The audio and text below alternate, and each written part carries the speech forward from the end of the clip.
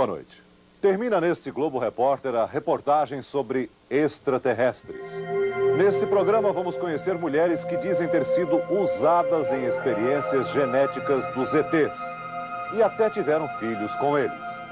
Um pesquisador mineiro afirma que figuras do nosso folclore são, na verdade, naves espaciais. O repórter Pedro Bial encontra na Rússia o piloto que teve 2 aviões derrubados por discos voadores. Na investigação do repórter Domingos Meirelles sobre os ETs, uma das histórias mais impressionantes começa numa sessão hipnose. Essas cenas são de um vídeo amador. Uma brasileira que diz ter vivido um contato com seres extraterrestres em 1986 se submete a uma hipnose regressiva para recordar essa experiência. Imagens gravadas por estudiosos brasileiros em 1989. Essas são cenas de um filme lançado em 1991. A personagem principal também se submete à hipnose para lembrar exatamente o que aconteceu. O que são essas imagens de uma regressão?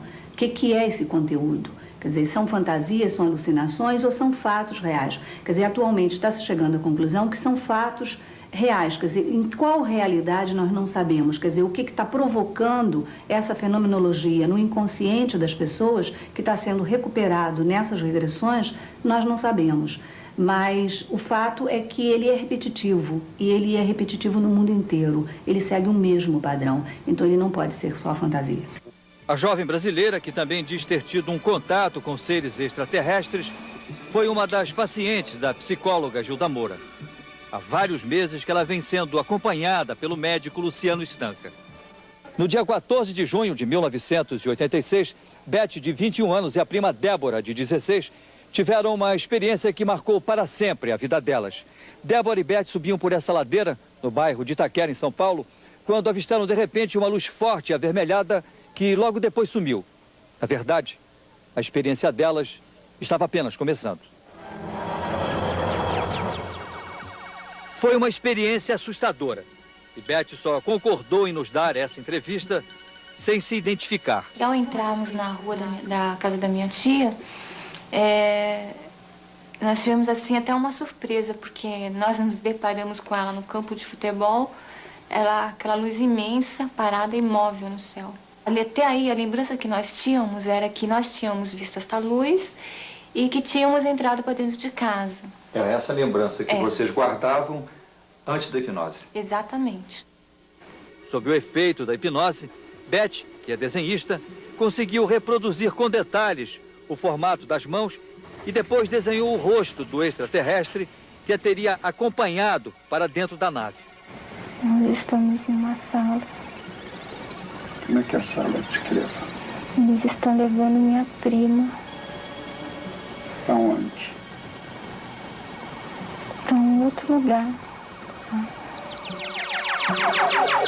E lá dentro eles fizeram experiências assim, clínicas com a minha prima e comigo eles colocaram através do meu nariz, da minha narina direita, uma espécie de chips. E esses chips ele foi introduzido no meu nariz através de um fio fino, transparente, e ele foi introduzido até uma certa altura da minha cabeça, assim, pelo visorzinho que eu vi ao lado. Dava a impressão que foi mais ou menos até a altura da nuca. Eles acompanhavam através de um visor. Essa é a lembrança que você tem. Exatamente. Eles tinham, assim, uma maneira de olhar pra gente que parecia, assim, que eles olhavam até através da gente, que eles olhavam, assim, com uma profundidade e, ao mesmo tempo, com uma frieza. Nós levamos Beth a uma clínica especializada para tentar localizar o pequeno aparelho que ela diz ter sido colocado na sua cabeça através de uma das narinas. Segundo os médicos, só 2 exames radiológicos poderiam dizer se ela realmente tinha, de fato, algum implante na cabeça. O primeiro, uma tomografia computadorizada, não revelou a presença de nenhum corpo estranho no cérebro da jovem. O segundo, a ressonância magnética, um exame ainda mais sofisticado, também não encontrou nada. O que teria acontecido? Nós entramos dentro da estatística americana que esses ditos corpos estranhos, ou implantes, eles estariam presentes até mais ou menos 6 meses a 1 ano. Então, nós já esperávamos o não encontrar isso, que poderia ser algo, como descrevem os americanos, algo orgânico que é reabsorvido pelo corpo depois de algum tempo. Dessa história, alguns cientistas acreditam e outros desconfiam. Mas as dúvidas são só dos pesquisadores. A própria personagem já chegou a uma conclusão. Apesar de toda a diferença física e tecnológica deles em relação a nós, eu senti assim que há uma ligação maior, uma ligação profunda, eu diria assim, uma ligação cósmica, universal. Uma ligação que me dá assim me dá a certeza de que nós realmente não estamos sós. Um encontro com seres extraterrestres muda a vida de uma pessoa? Para responder a essa pergunta, a esteticista Maria Bianca nos convidou para assistir uma de suas aulas. Ela, que ensina técnicas de controle da mente com tanta autoridade, há alguns anos nem sabia o que era isso. Testemunha de Jeová, apegada às crenças da sua religião, Bianca aprendeu a trabalhar com energias cósmicas depois de um encontro misterioso. Ela lembra de cada cena como se fosse um filme. Tudo começou na noite em que o carro parou no meio de uma estrada e ela levantou os olhos para o céu.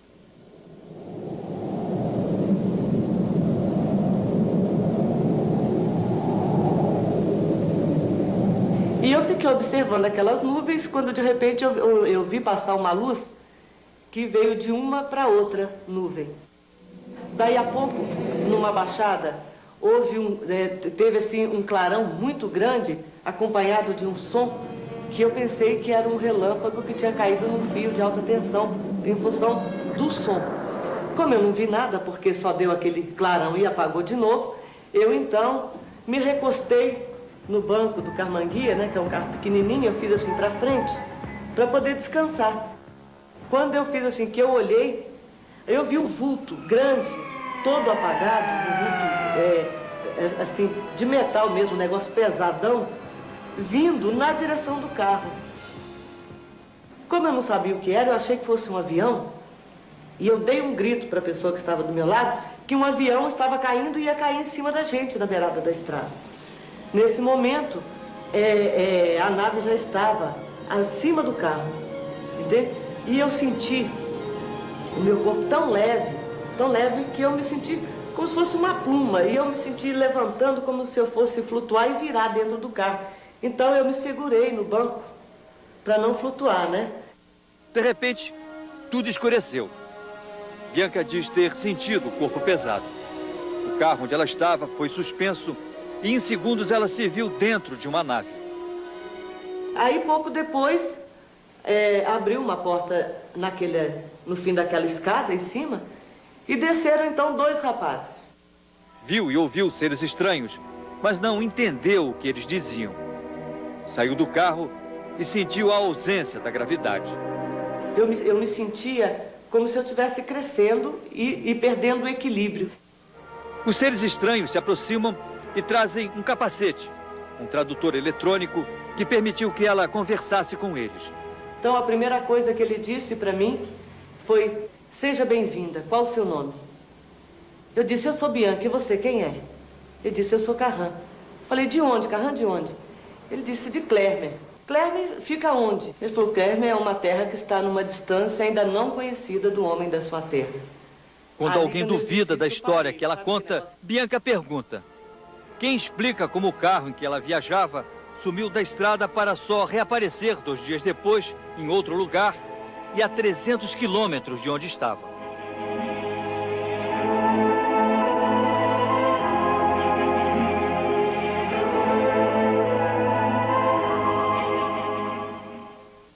Acreditaria na existência de uma criança gerada por um ser humano e um extraterrestre? Parece ficção científica, mas é também a hipótese mais nova entre os estudiosos de ufologia do mundo inteiro.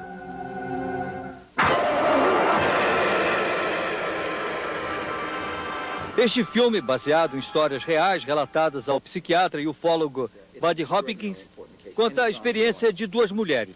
Elas teriam sido sequestradas por seres de outros planetas para terem seus óvulos extraídos e fertilizados com o sêmen de extraterrestres. Teriam sido cobaias para experiências genéticas. O principal objetivo dessas experiências, segundo os ufólogos, seria produzir um ser híbrido, uma mistura de ser humano com extraterrestre. A principal finalidade dessa mistura, para muita gente, seria o fortalecimento da raça dos ETs. Para outros, seria apenas o aprimoramento da nossa própria espécie. Essa senhora, a quem vamos chamar de Suzy, viveu uma experiência dessa natureza. Dona de casa, mãe de 3 filhos, não foi fácil para a brasileira Suzy contar o que viveu. Exatamente a mesma história das mulheres do filme Intruders. Ela diz que em 1984 foi sequestrada em sua própria casa por seres estranhos e levada para uma nave. Suzy se diz mãe de uma criança extraterrestre. Ele é praticamente muito parecido comigo, só os olhinhos dele que puxa o lado dos outros lá, né? Que tamanho? Olhinho. Ele deve ter mais ou menos uns 9 anos, uma criança de 9 anos. Já. Difícil de acreditar. O caso de Suzy já foi exposto em um congresso internacional de ufologia e não chegou a ser uma surpresa. Os especialistas que ouviram a psicóloga Gilda Moura, que investiga a história há anos, também apostam na tese das experiências genéticas. O caso da Suzy chega a ser um caso único na história da ufologia brasileira? Não, o caso da Suzy não é único, nem na ufologia brasileira, nem na ufologia mundial. Tá? Já tem relatos de milhares de casos como esses, não só nos Estados Unidos, como aqui no Brasil. Só no meu consultório eu já tenho vários. Mas como acontecem esses sequestros?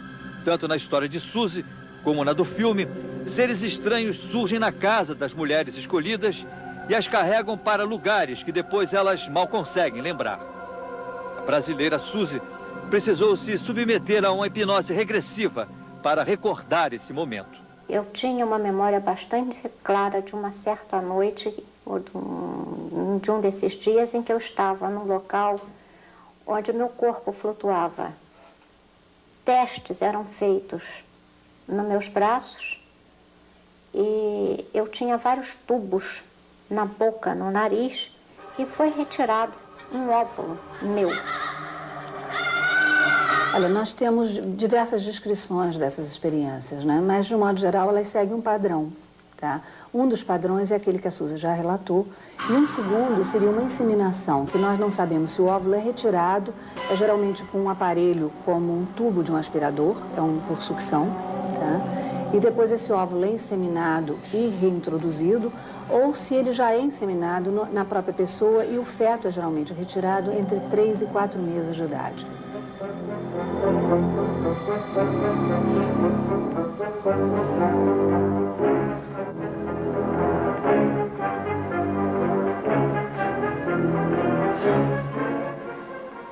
Muitas vezes não tem nem consciência dessa gravidez. Ela pode até sentir algum distúrbio hormonal, sentir que engrossou um pouco, o seio está endurecido, mas ela não tem muita ideia de que esteja grávida. Quer dizer, ela permanece com as suas funções biológicas normais. Isso. Agora, muitas vezes ela chega até a saber que está grávida e depois esse bebê desaparece e ninguém sabe como esse bebê desapareceu. O americano Buddy Hopkins reuniu um arquivo tão grande de casos como este que já tem suas conclusões sobre os objetivos das experiências genéticas. No Congresso Internacional de Ufologia, em Curitiba, ele ouviu a história de Suzy e deu a sua opinião. Ele diz que eles parecem estar aqui basicamente porque têm um interesse extremo em misturar o DNA deles com o nosso. É como se estivessem em busca de algo que o organismo deles precisa. Mas cruzar a fronteira desse mundo desconhecido, real ou imaginário, tem sido uma experiência dramática para essas mulheres. Suzy Diz que repetiu várias vezes essa viagem. A última, ela nunca mais esqueceu. Estava então dentro do berçário. E lá você então vê. Era um berçário? Era um berçário. E esse berçário era enorme. E tinha vários incubadoras. Você via lá dentro os fetos, todos eles monitorados em formação, né? Eram como se fossem úteros artificiais. E eu estava ali para amamentar as crianças que já haviam nascido. Mais tarde, eu me lembro que eles me apresentam uma criança e diz que aquela criança era o meu arquivo genético. E quando eu olhei, eu costumo dizer sempre isso, eu não tenho palavras no dicionário para descrever a sua emoção. A minha emoção, o meu sentimento.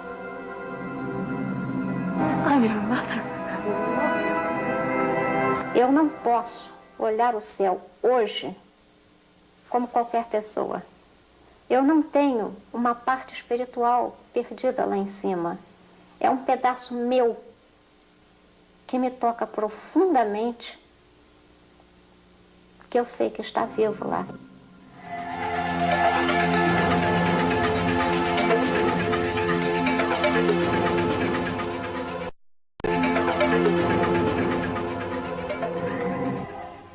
Kathy Davis é a americana que no filme Intruders, como a brasileira Suzy, teria sido sequestrada por extraterrestres e submetida a experiências genéticas.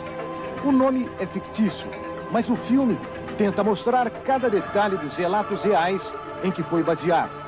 Esta imagem não é do filme, é real. Uma foto da mulher que inspirou a personagem Kathy Davis na cozinha de sua casa, mostrando a marca de um corte que apareceu em seu corpo sem nenhuma explicação. Para o ufólogo Buddy Hopkins, este é mais um sinal que não deixa dúvidas. Eles, os visitantes extraterrestres, acreditam que o corpo humano contém elementos genéticos que podem contribuir para aperfeiçoar a raça deles. Ou seja, eles não são inimigos para nos conquistar e nem amigos para nos ajudar. O que eles querem é resolver um problema deles. E as provas disso são muito fortes. Como Kathy Davis e como a brasileira Suzy e muitos outros, ela se considera uma vítima. Vítima involuntária de fenômenos, no mínimo, estranhos. E pode fazer parte, quem sabe, de um certo grupo de pessoas que, mesmo sem querer, conseguiu viver o futuro.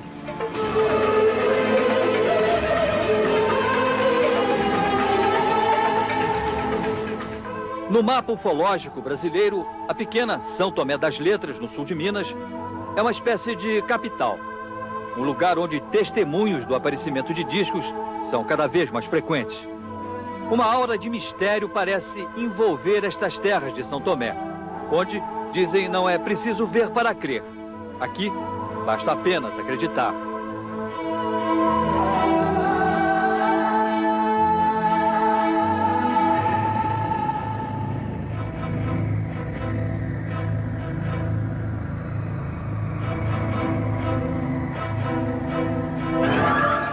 A cada pôr do sol, a cidade se prepara.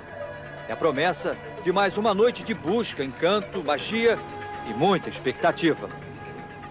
Nos fins de semana, sempre que anoitece, a cidade de São Tomé das Letras transforma-se num grande observatório. Centenas de pessoas, em sua maioria turistas vindos dos mais diferentes pontos do país, dirigem-se para determinados pontos no alto da montanha, na esperança de verem também os sinais luminosos que, de quando em vez, aparecem por aqui. A luz das fogueiras às vezes mal consegue iluminar os rostos em vigília, à espera de um sinal. Um segredo que só este homem parece conhecer. Há 20 anos que Luiz Noronha diz ter adquirido o dom de pressentir a hora e o local em que eles, os discos, estabelecem contatos. Desses fenômenos luminosos, qual foi aquele que mais te impressionou? Observei no céu um objeto em forma de um charuto. E atrás desse objeto, diversos outros objetos menores que bailavam, sabe assim? Bailavam, faziam manobras impressionantes no céu. E foi quando a minha mulher me disse assim, olha o outro. Eu quando falei, não, estou vendo. Ela falou assim, não, lá. Quando eu olhei, vinha descendo um objeto, mas do jeito que ele veio, ele entrou dentro da nave. Além de testemunha, Noronha é um mestre na arte de registrar as histórias sobre o aparecimento das naves. Ninguém como ele sabe distinguir nas palavras do homem ingênuo do campo a diferença entre a realidade e a imaginação. O senhor, por acaso, nas suas andanças, vindo de Santo Tomé para aqui para a fazenda, o senhor nunca observou no céu alguma luz, assim, laranja ou vermelha ou branca, que andasse, que... Ah, eu já vi. Já viu? Já, muitas vezes, você muitas vezes. É? O senhor acha que essas luzes eram o quê? Que é o ouro, né? A mãe do ouro, né? A mãe de ouro. Que o povo falava que a mãe de ouro tá andando. Mãe do ouro, mula sem cabeça, boitatá, histórias de fantasmas e assombrações sempre estiveram presentes na paisagem noturna do interior do Brasil. Mas segundo alguns estudiosos da ufologia, essas visões, na verdade, não passariam de representações de seres e naves extraterrestres, que o nosso caboclo, com a sua ingenuidade, teria transformado nos mitos e nas lendas que hoje fazem parte do folclore brasileiro. Quem investiga a raiz de todas essas lendas é o ufólogo Antônio Faleiro, que vive em Passatempo, também no interior de Minas. Dizem que os céus desta cidade, onde o tempo custa a passar, são privilegiados, os preferidos pelos visitantes de outros planetas. Pesquisadores de todo o país vêm para cá na esperança de registrar um momento como este. Os avistamentos mais importantes ocorridos na região de Passatempo são registrados pelo seu Antônio Faleiro em desenhos como este aqui. Este, por exemplo, que é muito bonito, representa o quê? Isso representa a mulher de branco, uma assombração presente aqui no município de Passatempo, na zona rural, que os moradores interpretam como uma mulher toda vestida de branco dos pés à cabeça. Nada mais do que uma nave profusamente iluminada. O que isso aqui representa? Esse aí representa a mula sem cabeça. A mula sem cabeça. Uma nave pousada com farol para frente, um holofote, emitindo uma luz avermelhada para frente, que o caboclo interpreta como uma mula sem cabeça soltando fogo pela garganta. Aí nós temos a mãe do ouro. A mãe do ouro é uma bola de fogo que voa de uma serra para outra. Esse aqui é o boitatá, no norte do país. É a cobra de fogo. O boitatá é uma nave também profusamente iluminada. Alheia à presença de tantos curiosos, a cidade só parece ter olhos para os turistas de outras galáxias. Tanto que construiu 2 observatórios para recebê-los. O mais novo foi batizado com o nome do próprio Faleiro, em homenagem às suas pesquisas. Nós vamos conhecer agora o primeiro observatório ufológico do Brasil. Ele foi imaginado e construído pelo seu Antônio Faleiro. Seu Antônio, qual é o significado desse quadro bem na porta de entrada do observatório? Isso aqui nós desenhamos o Sol e os planetas. E abaixo da Terra, um ser humano com a mão para cima em sinal de paz. Seria uma espécie de uma mensagem de boas-vindas aos visitantes de outros planetas. Exatamente. O nosso objetivo é este, é tentar um contato de terceiro grau aqui no observatório com esses seres que pesquisam a região de Passatempo, Minas Gerais.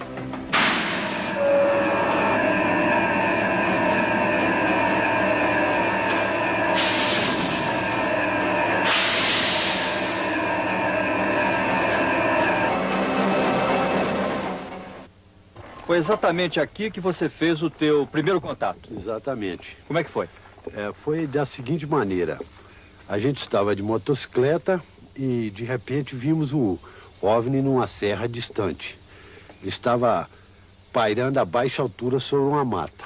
Com muita luz? Com muita luz. Era uma luz pequena, então nós começamos a piscar o farol da motocicleta. E nesse momento que eu insistia, de repente o OVNI piscou também 3 vezes. Aí eu mudei a sequência de piscadas, passei a piscar 2, 4, 1, e ele sempre respondia na mesma sequência de piscadas.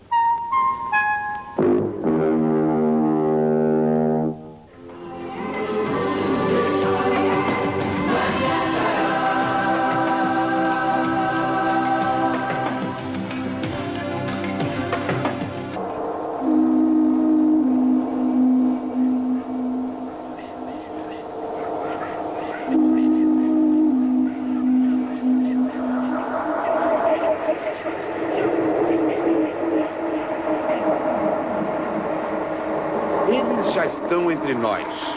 Pertencem a várias espécies, mas não são alienígenas. Você pode encontrá-los nos lugares mais insuspeitados. E eles se reproduzem muito rápido.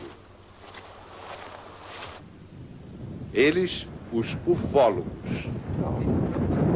O estudo dos objetos voadores não identificados com este nome de ufologia tem menos de 50 anos.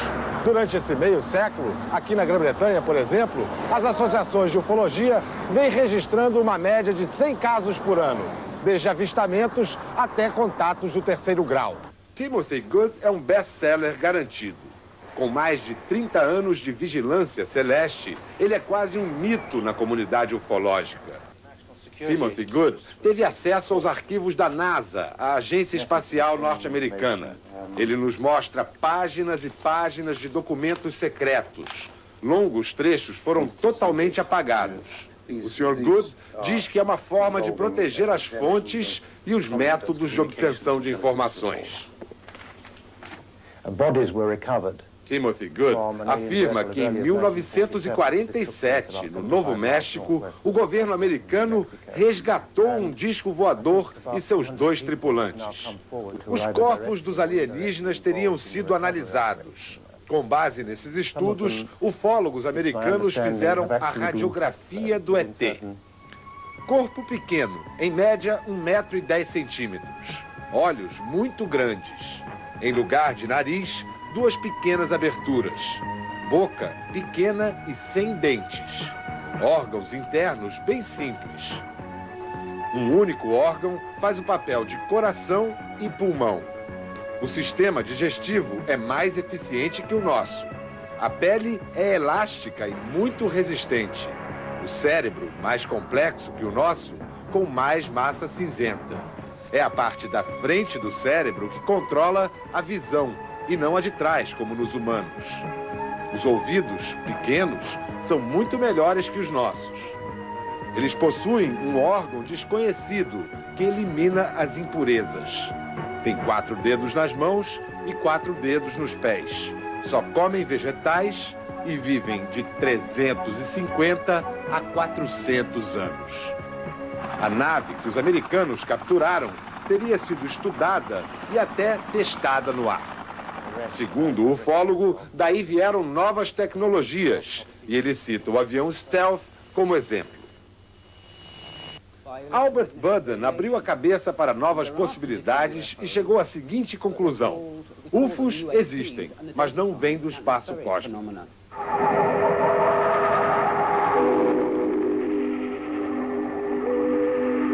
São experiências induzidas por radiações eletromagnéticas geradas pela própria Terra. Em vez de objetos não identificados, o professor Budden os chama de fenômenos atmosféricos não identificados. Quando se chega muito perto de um desses fenômenos, afirma Albert Budden, são criados estados alterados de consciência. Daí, as histórias de avistamentos, contatos e raptos seriam todas reais, mas aconteceriam dentro do cérebro.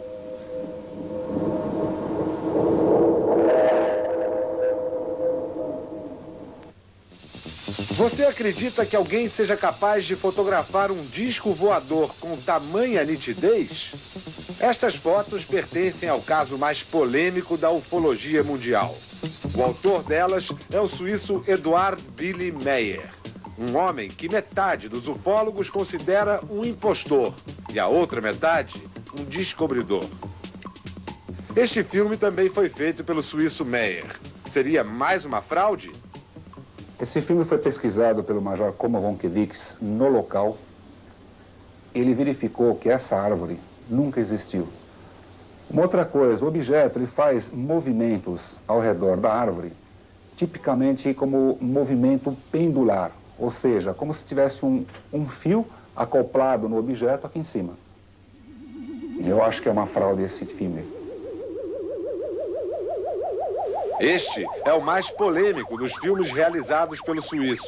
Ele teria conseguido documentar um momento raro: a desmaterialização de um disco voador. Verdade ou mentira?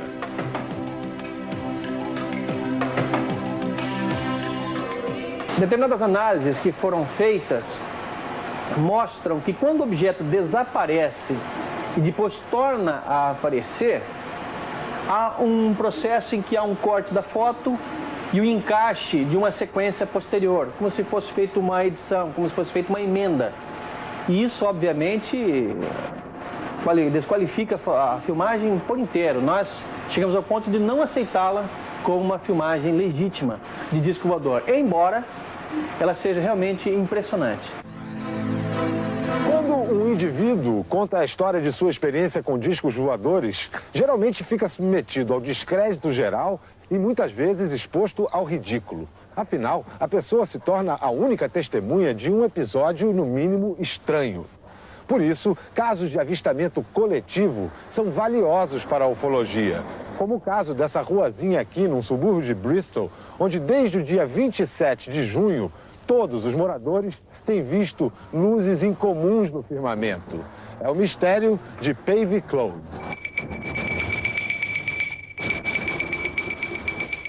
Era mais de meia-noite quando eles apareceram pela primeira vez. Duas vizinhas que conversavam no jardim trataram de acordar toda a vizinhança. Em 20 minutos, a rua estava cheia de gente olhando para o céu. Dezenas de luzes coloridas sobrevoavam Pavey Close.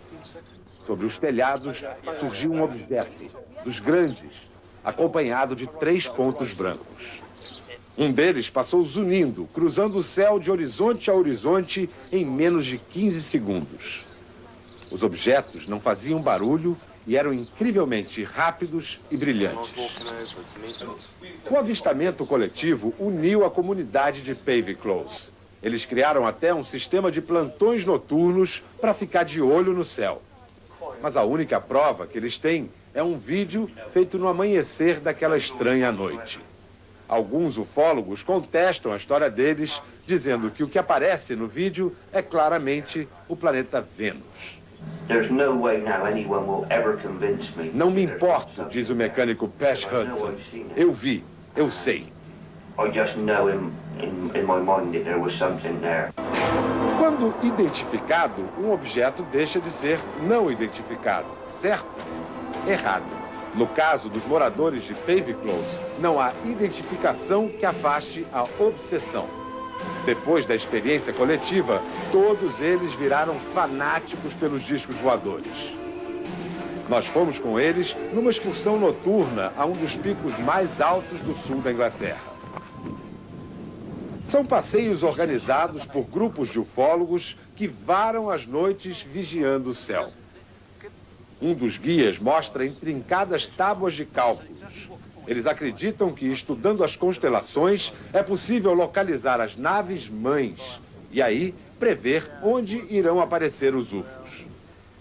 Em uma dessas vigílias, o grupo conseguiu filmar uma luz alaranjada, muito irrequieta, que ficou com eles por quase 1 hora. Esta noite, houve vários alarmes, falsos. Mas a persistência e o espírito esportivo da turma são mesmo admiráveis. Venta, faz frio, é madrugada, mas eles insistem. Cada luz no céu pode ser um sinal, cada estrela pode ser mais do que uma estrela. Se eles vierem, estes estarão a postos. Se não, terá sido mais um dos sonhos de uma noite de verão. Verão? Esta noite não viram, mas vão continuar rastreando o céu. Como o cachorro que late tentando morder um facho de luz na grama, o homem sempre olhou para as luzes lá de cima e encontrou mais perguntas do que respostas.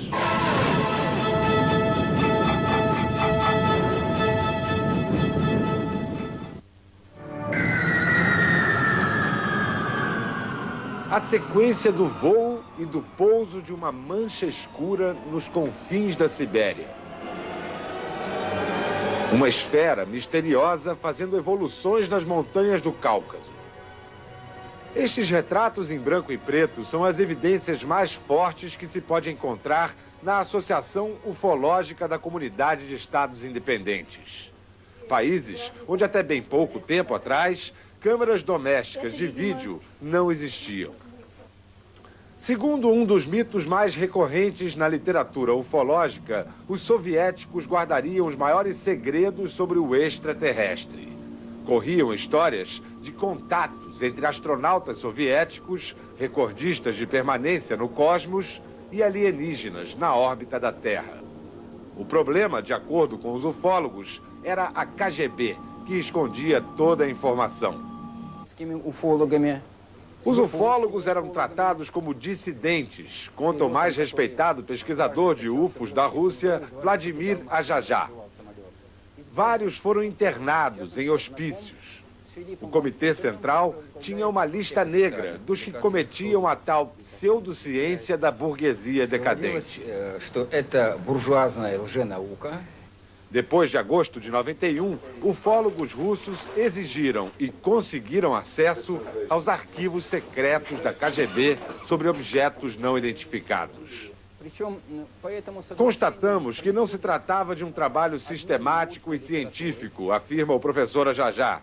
Encontramos 2.000 documentos, mas eram todos estudos e relatórios ocasionais. A maior parte, testemunhos de pilotos de avião que viram coisas estranhas no céu. Frequentemente, pilotos de aviões voltam à Terra com relatos de avistamentos de objetos não identificados. Aqui na Rússia, um piloto que voou bem mais alto, um astronauta, tornou-se o presidente da Associação Ufológica da Comunidade dos Estados Independentes. O astronauta Pavel Popovich, condecorado 2 vezes herói da União Soviética. Quais foram os motivos que o levaram a tornar-se presidente dessa associação? Alguma história pessoal? A única vez que vi algo não identificado foi num avião, indo de Washington para Moscou, diz o cosmonauta. Popovich garante que as histórias de contatos imediatos em torno da Terra são invencionices. Se tomarmos 100% do que se fala e escreve sobre UFOs, apenas 5% podem ser considerados pesquisa científica séria, afirma o herói Popovich. O astronauta usa hoje o seu prestígio para ajudar na solução de enigmas celestes. Histórias inexplicáveis, como a do piloto Maxim Churbakov. Você pode acreditar que um objeto não identificado paralisou e incendiou, sem usar nenhuma arma aparente, essa máquina de guerra chamada MiG?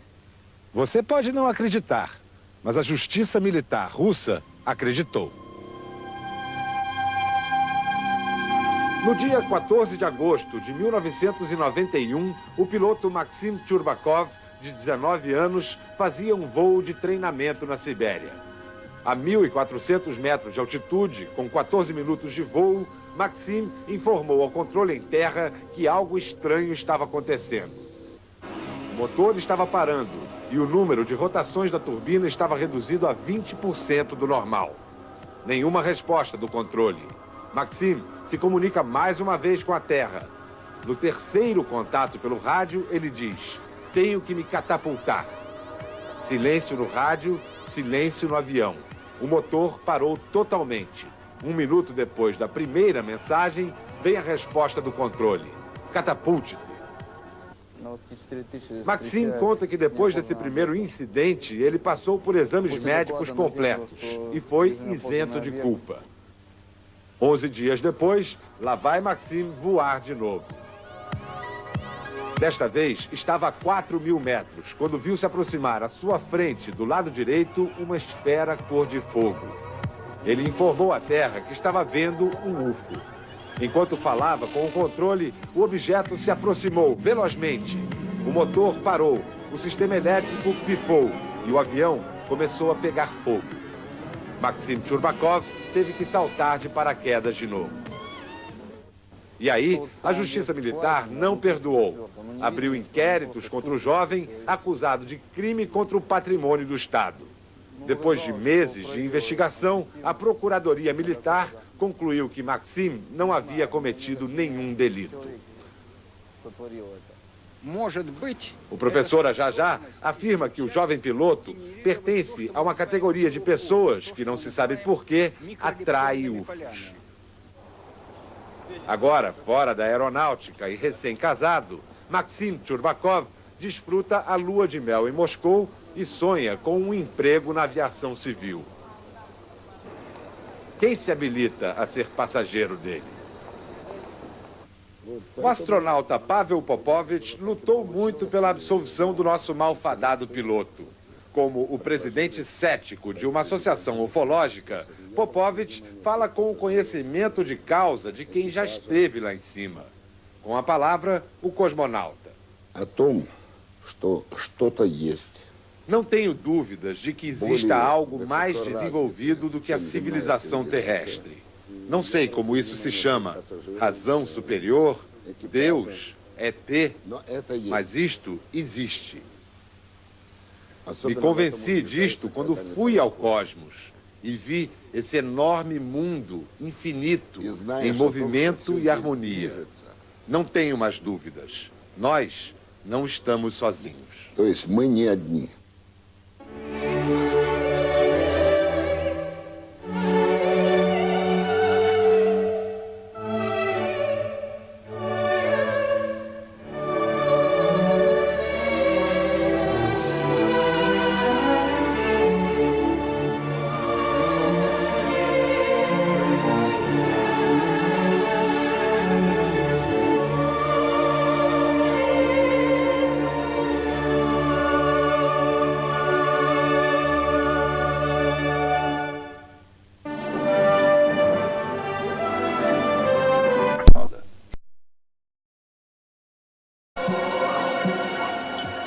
O que são essas imagens de uma regressão? O que é esse conteúdo? Quer dizer, são fantasias, são alucinações ou são fatos reais? Quer dizer, atualmente está se chegando à conclusão que são fatos reais. Quer dizer, em qual realidade nós não sabemos? Quer dizer, o que está provocando essa fenomenologia no inconsciente das pessoas que está sendo recuperado nessas regressões, nós não sabemos. Mas o fato é que ele é repetitivo, e ele é repetitivo no mundo inteiro. Ele segue o mesmo padrão, então ele não pode ser só fantasia. A jovem brasileira, que também diz ter tido um contato com seres extraterrestres, foi uma das pacientes da psicóloga Gilda Moura. Há vários meses que ela vem sendo acompanhada pelo médico Luciano Stanca. No dia 14 de junho de 1986, Beth, de 21 anos, e a prima Débora, de 16, tiveram uma experiência que marcou para sempre a vida delas. Débora e Beth subiam por essa ladeira, no bairro de Itaquera, em São Paulo, quando avistaram de repente uma luz forte e avermelhada que logo depois sumiu. Na verdade, a experiência delas estava apenas começando. Foi uma experiência assustadora. E Beth só concordou em nos dar essa entrevista sem se identificar. Ao entrarmos na rua da casa da minha tia, nós tivemos assim até uma surpresa, porque nós nos deparamos com ela no campo de futebol, aquela luz imensa, parada e imóvel no céu. Até aí, a lembrança que nós tínhamos era que nós tínhamos visto esta luz e que tínhamos entrado para dentro de casa. Era essa lembrança que vocês guardavam antes da hipnose. Exatamente. Sob o efeito da hipnose, Beth, que é desenhista, conseguiu reproduzir com detalhes o formato das mãos e depois desenhou o rosto do extraterrestre que a teria acompanhado para dentro da nave. Nós estamos numa sala. Como é que a sala descreva? Eles estão levando minha prima. Para onde? Para um outro lugar. E lá dentro eles fizeram experiências assim, clínicas com a minha prima e comigo eles colocaram através do meu nariz, da minha narina direita, uma espécie de chips. E esse chips ele foi introduzido no meu nariz através de um fio fino, transparente, e ele foi introduzido até uma certa altura da minha cabeça, assim, pelo visorzinho que eu vi ao lado. Dava a impressão que foi mais ou menos até a altura da nuca. Aí eles acompanhavam através de um visor. Essa é a lembrança que você tem. Exatamente.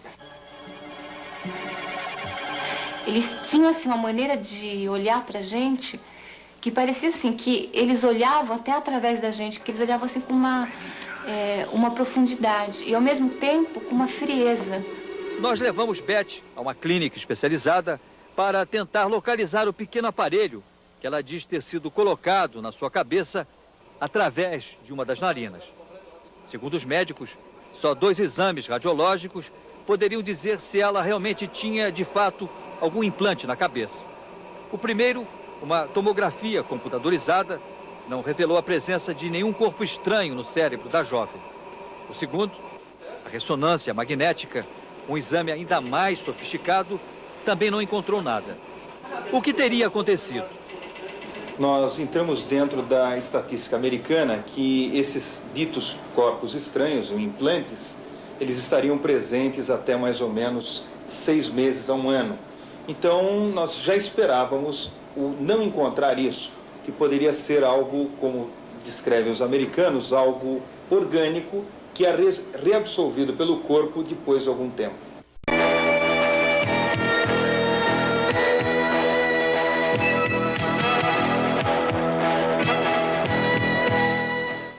Boa noite. Termina neste Globo Repórter a reportagem sobre extraterrestres. Nesse programa vamos conhecer mulheres que dizem ter sido usadas em experiências genéticas dos ETs e até tiveram filhos com eles. Um pesquisador mineiro afirma que figuras do nosso folclore são, na verdade, naves espaciais. O repórter Pedro Bial encontra na Rússia o piloto que teve 2 aviões derrubados por discos voadores. Na investigação do repórter Domingos Meirelles sobre os ETs, uma das histórias mais impressionantes começa numa sessão hipnose. Essas cenas são de um vídeo amador. Uma brasileira que diz ter vivido um contato com seres extraterrestres em 1986 se submete a uma hipnose regressiva para recordar essa experiência. Imagens gravadas por estudiosos brasileiros em 1989. Essas são cenas de um filme lançado em 1991. A personagem principal também se submete à hipnose para lembrar exatamente o que aconteceu. Dessa história, alguns cientistas acreditam e outros desconfiam. Mas as dúvidas são só dos pesquisadores. A própria personagem já chegou a uma conclusão. Apesar de toda a diferença física e tecnológica deles em relação a nós, eu senti assim que há uma ligação maior, uma ligação profunda, que eu diria assim, uma ligação cósmica, universal. Uma ligação que me dá assim, me dá a certeza de que nós realmente não estamos sós. Um encontro com seres extraterrestres muda a vida de uma pessoa? Para responder a essa pergunta, a esteticista Maria Bianca nos convidou para assistir uma de suas aulas. Ela, que ensina técnicas de controle da mente com tanta autoridade, há alguns anos nem sabia o que era isso. Testemunha de Jeová, apegada às crenças da sua religião, Bianca aprendeu a trabalhar com energias cósmicas depois de um encontro misterioso. Ela lembra de cada cena como se fosse um filme. Tudo começou na noite em que o carro parou no meio de uma estrada e ela levantou os olhos para o céu.